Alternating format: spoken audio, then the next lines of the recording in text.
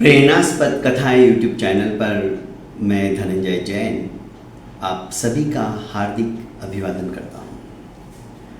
छोटी सी कहानी डीजे की जुबानी। दोस्तों, एक शिष्य अपने गुरु के पास आया और कहने लगा कि गुरुदेव, हम जो भगवान की प्रतिमा के आगे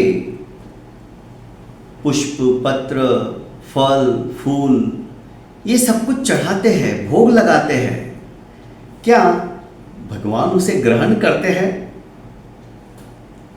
फिर मुझे तो दिखा नहीं ऐसा कुछ ग्रहण करते हुए, इतने सालों से मैं देख रहा हूँ। फिर क्या ये हमारा क्रियाकलाप व्यर्थ नहीं है? गुरु ने अपने शिष्य की बात सुनकर उस समय कुछ जवाब नहीं दिया और अपने समस्त शिष्यों को आह्वान कर कहा, यह ग्रंथ लो और इसमें करीब करीब 108 विभिन्न विभिन्न मंत्र हैं। उन मंत्रों का स्मरण करो शुद्ध उच्चारण के साथ में। नया पाठ मिल गया था सभी शिष्यों को। सभी शिष्यों ने मंत्रोच्चारण के साथ में उन मंत्रों को भली भांति अपने स्मृति पटल पर अंकित कर लिया, अर्थात उन्होंने आत्मसात कर लिया, रट लिया। शुद्ध रूप से सभी मंत्रोच्चारण कर रहे थे। जब काफ़ी समय हो गया, गुरुदेव को लगा कि अब सभी को मंत्र याद हो गए होंगे, तो उन्होंने एक एक कर बुलाया और पूछा, क्या तुम सभी ने वो सारे मंत्र ग्रंथ से जो पढ़े थे वो सब स्मरण कर चुके हो? सभी ने हाँ में सर हिलाया। शिष्यों को बारी बारी से मंत्रोच्चार करके सुनाने के लिए कहा गया।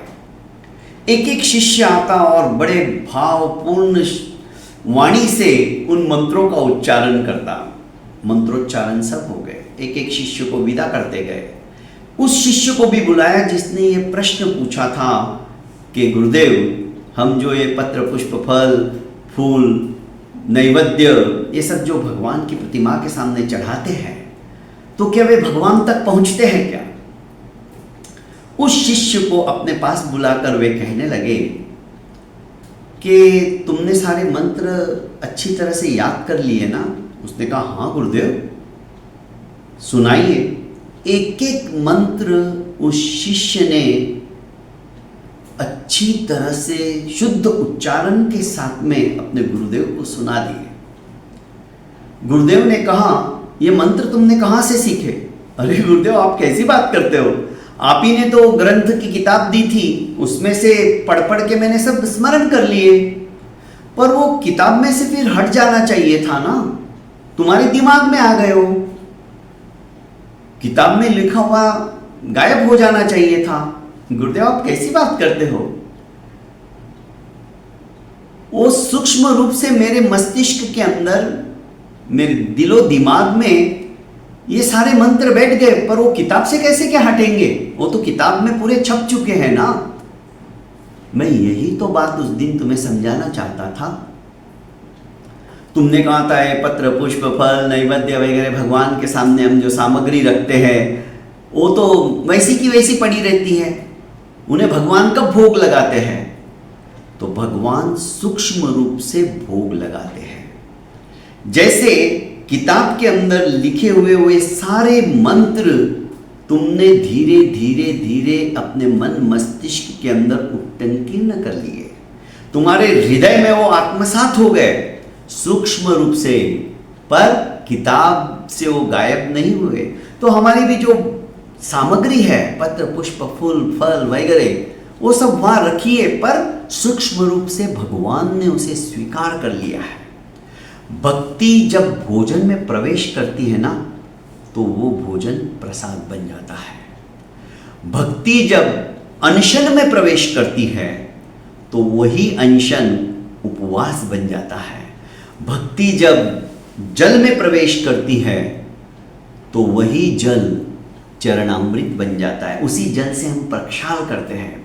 भक्ति जब हमारी यात्रा में प्रवेश करती है ना, तीर्थ यात्रा के लिए हम जब जाते तो वह यात्रा तीर्थ बन जाता है।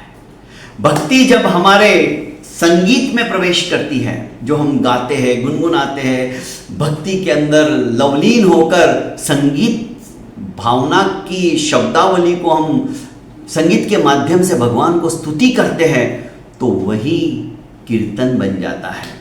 भक्ति हमारे घर के अंदर जब प्रवेश करती है ना, तो हमारा घर मंदिर बन जाता है।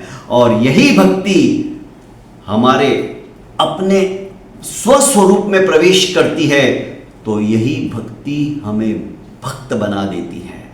तो भक्तों की जो श्रेणी हमें प्राप्त हुई है, उस श्रेणी को समझकर यदि हम ये सारे क्रियाकलाप जो हम बोल रहे हैं करते हैं ना, वो सूक्ष्म स्वरूप में उस परम पिता परमेश्वर के पास हमारा पहुंचता ही है। बहुत बहुत धन्यवाद दोस्तों। प्रेरणास्पद कथा यूट्यूब चैनल को आपने लाइक, शेयर एवं सब्सक्राइब नहीं किया है तो कर लीजिए और ज़्यादा से ज़्यादा अपनों को शेयर कीजिए। प्रणाम।